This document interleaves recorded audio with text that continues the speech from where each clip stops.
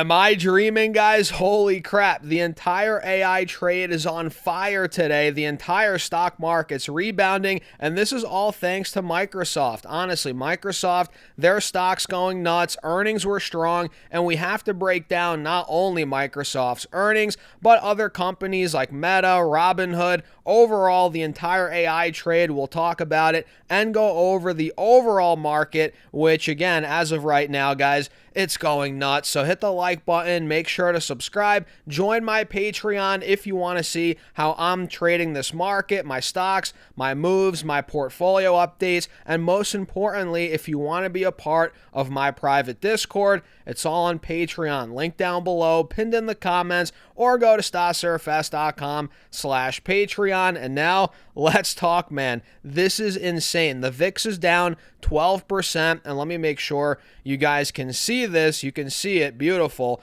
as the Qs are up over 3%. You can see right here the Qs are rebounding very nicely. We hit 656 in the aftermarket yesterday. Now we're at 682. SPY's up around 1.3%. The Dow's up just around 1% as the Russell is up 0.8, about 0.75% of a percent. Not bad. Very good, man. And again, the AI trade is on fire. Before we jump into Microsoft, talk about Meta and Robinhood, which I'm long out of those three, only Robinhood right now. Before we do that, let me show you some of these names today, man. Nebius is up 30%. 30%. This is insane. Nebius is up 30%. Lam Research, which, oh, by the way, they reported earnings yesterday. They're up 20%, and I'm kind of kicking myself for not buying Lam Research. I was about to buy it, like I told you guys, and you all know my Patreon. You saw my trade a couple months ago. We bought Lam Research in the mid-high 200s, dumped it in the mid-high 300s, and I was about to re-enter, and well, I didn't, and now we're pushing 300 again, and they crushed earnings, guys. Let's see if I can read these off to you really quickly. Yeah, their guidance was phenomenal. They beat EPS and revenue. I mean, that's as much as you can ask for, right, in this market, and the fact that it's rebounding like this goes to show maybe the AI trade, I don't know if it's bottomed per se. I don't want to call the bottom, but sentiment got so bad to the point where now we're actually getting good reactions from earnings. That goes to show we got beaten up a lot. And, you know, it's not fully breaking out yet. I'm not calling for the bottom, but sentiment could slowly start to be, it could be slowly shifting at this point. Stocks like Microsoft, holy crap, man, which we're going to dive deep into. Microsoft's up almost 16, or actually over 16%. This is insane. Microsoft is up 16%. Micron's up 16%, Intel 13%, Coherent 11%, Corning is up 8%, ARM Holdings 8%. Shall I go on, guys? Tesla's up 3%. Okay, that's a bit underwhelming. Nvidia's up around 2%, not too bad. And that one didn't go down as much, so it's not going to snap back up as much on a rebound day like today, but let's just dive into Microsoft, man. This is almost unheard of.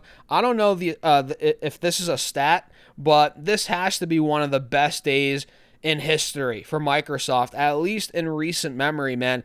This thing is up almost 17% on the day, and the company obviously crushed earnings or they wouldn't be up 17% on the day. Microsoft ended up doing, let me show you guys here, or I have all the notes right here. I'll read these numbers off to you guys.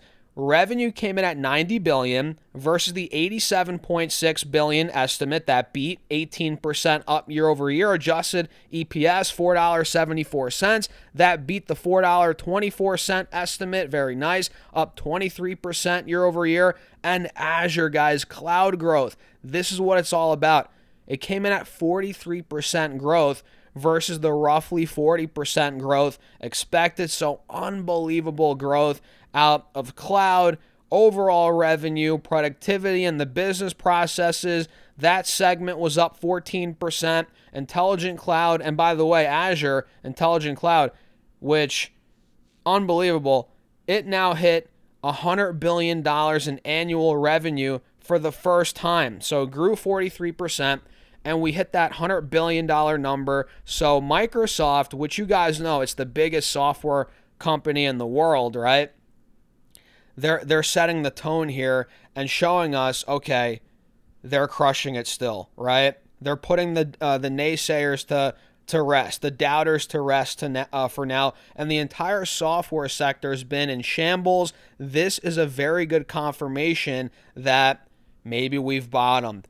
These businesses aren't doing as bad as we previously thought or that we've been hearing about, right? And CapEx reached $41 billion for the quarter, and full year guidance, or Q1 guidance, they're forecasting $89.85 to $90.95 billion, with expected Azure constant currency growth around 45%. So this stock, man, it's not breaking through the highs yet from the end of May, but man, sentiment is turning. Software in general is starting to look a lot better. The IGV is now up on the day. It's trying to break through. Other names here in the space, like ServiceNow, I mean, these aren't moving as much, but I think they're going to follow in coming days. Palantir is down a little bit. CRM is down, I think, a little bit. Yeah, about 5%. But I think sentiment is slowly starting to turn, and these are going to follow Microsoft's path.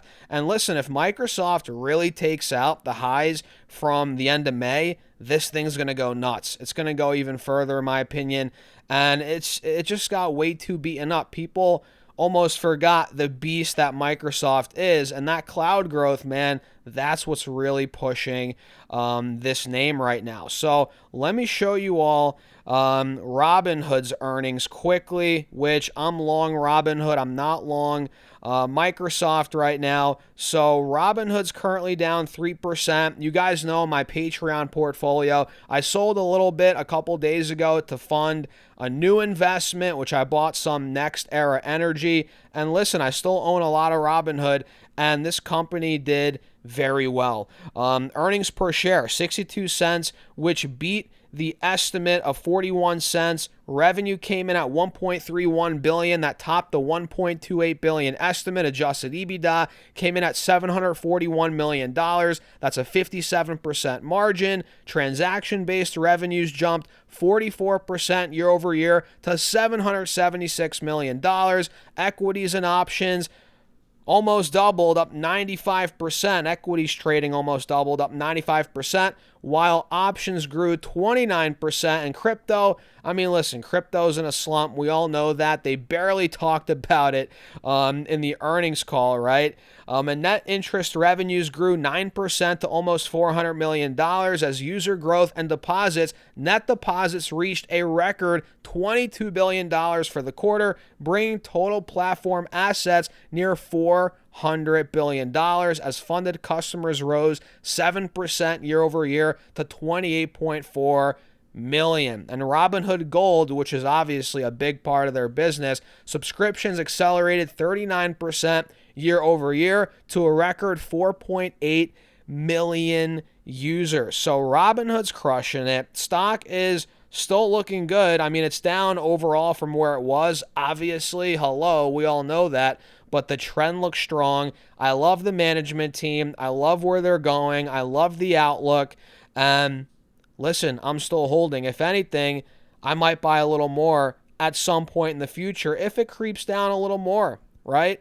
We'll see. At this point, again, I love it. Great earnings, record numbers pretty much across the board for Robinhood. And Meta, on the flip side, is not looking so pretty. This is why I sold out of Meta a couple days ago, earlier this week. Do you guys not remember? I sold out at like $5.95. Thank God I did. I sold out of Meta, some Robinhood as well, like I said, to fund this new investment. And this is why I did that, because I had a feeling Meta was going to tank, and here we are, completely falling off a cliff. Now it's down back to 530. It was just at 685 literally a couple weeks ago, right? So Meta reported, and the thing is, their earnings weren't bad. I mean, they did pretty well. Meta reported earnings per share Let me read these off to you guys, and I'll give you my thoughts. Earnings per share of $6.18, which that missed $7.14. And revenue beat $60.8 billion versus $60.24 billion. So mixed earnings there. CapEx came in at $31 billion. Revenue grew 28% year over year, but it's all about EPS and free cash flow. Free cash flow got destroyed, guys. Operating margins dropped to 31%, down from 43% a year earlier. EPS missed by $1. CapEx, I'm pretty sure they narrowed it. Yeah, they narrowed it, but it's still above where it was in the lower bound of the range last time we heard from them. Now they're looking at full year 26 CapEx of around $130 to $145 billion, raising the lower bound from 125, like I said. They're funding this aggressive AI build out, which a lot of investors are getting, tired of all this money that not just Meta is spending, but a lot of these hyperscalers are spending. And it's down, even though their guidance was pretty decent. They're guiding for full year, or rather Q3 revenue of $61 billion to $64 billion. That came in a little light of that $63.15 billion estimate. The midpoint came in a little light, but not bad, not bad. But all eyes are on CapEx, profitability, free cash flow, operating margins, and they're getting hit across the board there. And yeah, I'm not surprised. This is why, again, I sold out of Meta. Now, am I never going back into Meta? Listen, I'll probably own the stock again, but not in the next couple weeks or months. I'm going to give it some time. And honestly, if this thing falls under 500, if it somehow gets into the fours, that's where I want to get back in. Let it fall in my lap. Let's see if it falls in my lap, guys. That would be phenomenal. 400s for Meta.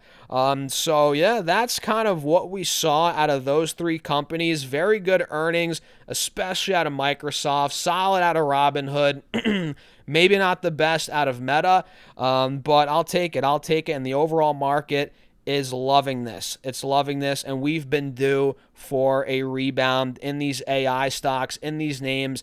But the reality is, guys, we're not fully breaking out. This is just a relief rally. I know, some of you might be like, Stas, we're fully breaking out, right? I wish that was the case. I wish that were the case, guys. We're not. That's the reality. Micron's still under both moving averages. Same with a lot of these different names. Nebius, right? Even though it's up 30%, it's still under these moving averages. Same with Lam Research.